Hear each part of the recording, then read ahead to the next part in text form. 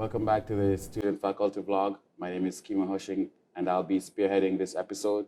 We'll be talking about Professor David Harris, and his new book, A City Divided, Race, Fear, and the Law on Police Confrontations. I took Professor Harris last semester in criminal procedure, and so this is a very interesting book for me because I know that the law on criminal law it's all over the place, and there's much needed to do there. In this episode, we'll be discussing this book, A City Divided, and I just want Professor Harris to tell me, first of all, this is your fourth book. That's right. You have 3 other books on evidence and on criminal law overall. Mm-hmm. What's the difference with this book and those books?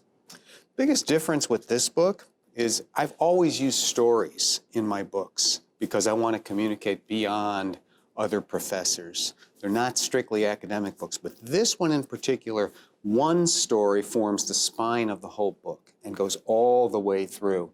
And one critical story from right here in Pittsburgh is used to teach all the lessons and all of the issues on criminal law, on race relations, and how those two things come together in some really important ways. So using one particular story, using that as a narrative throughout the book is a change and one I was really looking forward to. Can you, without giving me any spoilers, because I want to read it fully for myself, can you just tell me what this story is about? The story is about an incident that occurred here in Pittsburgh in 2010 in a neighborhood called Homewood. Homewood is only about 3 miles from where we're sitting right now at the School of Law. In this neighborhood, which is predominantly African-American and has a high rate of crime, there was a single night in January of 2010, a young man, a high school senior at our Creative and Performing Arts High School, walked out of his mother's house. He was walking around the block to go to his grandmother's house. His grandmother lived on the next street. And he encountered 3 plainclothes Pittsburgh police officers in an unmarked car. There was a violent confrontation. He tried to run. He didn't get very far, and there was a real fight. He emerged injured and charged with some really serious felonies. If that's the core of what happened, there are 2 very different stories about how it happened. The police say they identified themselves and saw very quickly signs that he was armed. No gun was ever found. He says they never identified themselves. He had no idea who these 3 big men were, and they came out of this car just screaming about drugs and guns. He thought he was being robbed, and that's why he tried to run. But more than just this question of why did that fight happen is the question of why this keeps happening. Why is this something that happens not just in Pittsburgh, not just on that night, but still every night in cities, towns, all over the country? Why do we keep having these confrontations that go so terribly wrong? Now, in this story, the young man lived. Though he was injured, he lived, and he's very much part of the story. His voice is present. But in so many of these situations, we know that's not the case. People don't survive, and there's only one story. Here, you very much have these different narratives, and that was another thing that I found very compelling about this. It allows us to look at not just the question of what happened, but why it happened, and why does it keep happening. So from the perspective of a young Black man, I can relate to why it happens to someone like me. We inherently are nervous around police officers. Yes. Does this book tell us why police officers act how they act with us? Oh, it does. It does. I mean, it very much tries to address those questions. The question of why is, there are many answers to it, but the 2 main answers, the ones that the book focuses on, are the twin poisons of race and fear. Race has an effect on any interaction between people of color and white people, but it is especially impactful. It has a special effect in any interaction between people of color, particularly men, and police officers. And the book puts all the research out there, explains that race is something that amps up the danger in the minds of police. You put that together with fear, and the book looks at fear from both sides. I found it really interesting that in your question, you said you feel nervous and people like you feel nervous, because the book looks at it from both ends of that. People of color naturally feel fearful and nervous because they know what these experiences have been like, either for them, for their family members, for people they know. These things can be very difficult at best and sometimes even life-threatening. There's also fear on the police side. You know, it's a dangerous job, we know that, but a lot of the training and the culture of police nowadays makes that fear worse, amps it up. And when you have these two currents, the influences of race and fear on both sides of any interaction, things can go terribly, terribly wrong. And that's what we saw in this case, and that's what we keep seeing over and over and over. I'm glad I have you here so I can ask you on your unique perception about the city of Pittsburgh itself. 'Cause Yes. this is the city where I live. What do you think the situation is between African Americans and the police here in Pittsburgh? I don't think it's particularly good, I have to be honest. I mean, I like Pittsburgh. I'm a new Pittsburgher. I've only been here 12 years. I mean, that sort of still makes me a rookie, which I've is... only been here 1 year, 7 months. Right, okay, so you know what I'm talking about. It's a very welcoming place for people like me. What I found as I spent more time here and I talked with my friends who were African American, people of color, they were having a different experience, even ones who came at about the same time. Relations between African Americans and people of color and our police department here have been strained for many years. We were the first large city to have a federal consent decree here in Pittsburgh. This was back in 1997 through 2002, well before I lived here, but I wrote about it in another book that I did. And that did seem to improve things. But this case in 2010 took whatever progress had been made in building that relationship and in repairing it and making it better and really destroyed it. The feelings that I heard, the statements I heard from people I knew and encountered from the Black community were, you know, this young man, he was in his own neighborhood, walking to his grandmother's house from his mother's house. He's never had any trouble with the police, and look what happened to him, you know. And the position of the police was that they had done nothing wrong, that nothing went wrong. And this did not sit well, to be just really gentle about it. There have been efforts in the time since to improve things. I've been part of some of those, but there have also been a continuing series of incidents. We had an outside chief come into the department for 2.5 years, Cameron McClay, and he made some big improvements in that relationship building, but he didn't last that long. The forces that were entrenched here only allowed him to stay a short amount of time. It's a whole book by itself. And now the new chief, who comes from inside the department, he's doubled down on a lot of those efforts from Chief McClay. He's continued to try to work on those things, but survey data and other kinds of sources of information tell us that the relationship still has a long way to go between the police and our communities of color. And that is a main reason, a main driver that Black communities don't feel as welcome here in Pittsburgh. So if we want to retain a solid middle class, if we want to have a city that works for everybody, we have a lot of work to do. It's interesting that you say that the police think that they're doing nothing wrong, because I've encountered that same situation where I think the police were not just wrong, they were hell wrong with what they did. I was arrested once, and I live in Jamaica. So from one side of Jamaica to the next side, it's 3 hours. If you're driving fast, you can get to it in 2 hours. And I was arrested from my city, and I was brought 3 hours away from my home to the other side of Jamaica, thrown in a cell for a few days, saying that I did a crime. My parents couldn't afford a lawyer, which is why I stayed there longer than I should have, which is longer than an hour. And then my other family members stepped in and got a lawyer. As soon as they got a lawyer, the superintendent apologized, saying, they didn't do anything wrong, but it's because of the area where I'm from. Everybody, literally, not everybody, but most people where I'm from are violent. And people see people in my community as aggressive. We are stigmatized in the highest level. Yeah. And I think it's the same here in America. African Americans are stigmatized. They're violent. They did something wrong. We don't know what it is, but they did something. But when I was talking to the superintendent, when he was apologizing to me, it wasn't an apology.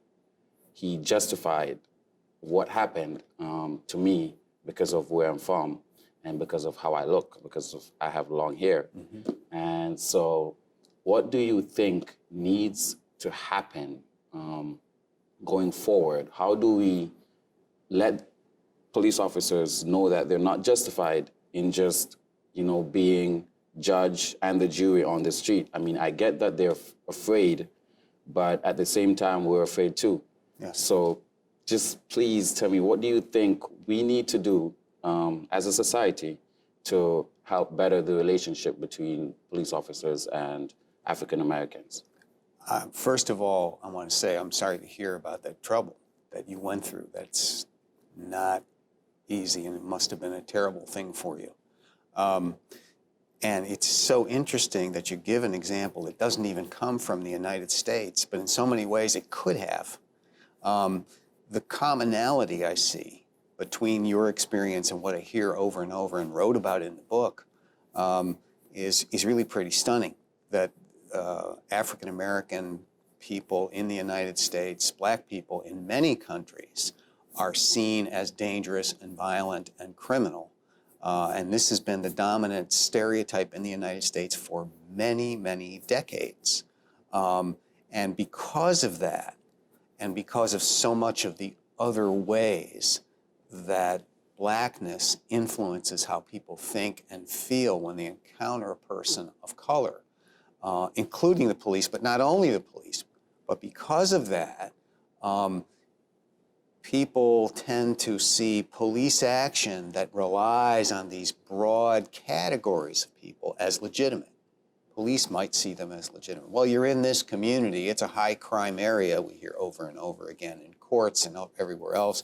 Police just have to take this kind of action, and it's for your benefit, right? They're trying to keep everybody safe. There are many, many roads to attacking this sort of problem. It can't be just one solution, but among the ways that we work on this is, number one, we have to require our police to have regular interaction with people in the communities they serve. Police get called on when something bad happens.